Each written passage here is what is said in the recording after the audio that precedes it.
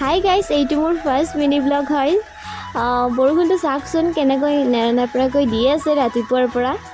মই বাৰু কম্পিউটাৰ ক্লাছত যাম বুলি ভাবিছোঁ, কি বা হয়। বৰষুণটো এৰিলে বাৰু যাব পাৰিম, তথাপিও ওলাইছোঁ, কমিলে বাৰু যাম। এয়া বেগখন লৈ কিনে ৰেডি হৈ লৈছোঁ, অলপ টাইম ৰখিম বাৰু ঘৰতে বৰষুণটো।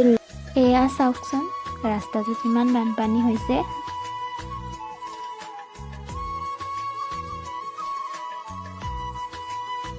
এয়া লগৰজনীও আহি পালে, আমি দুয়োতিয়া খোজকাঢ়ি অলপ যাব লাগিব।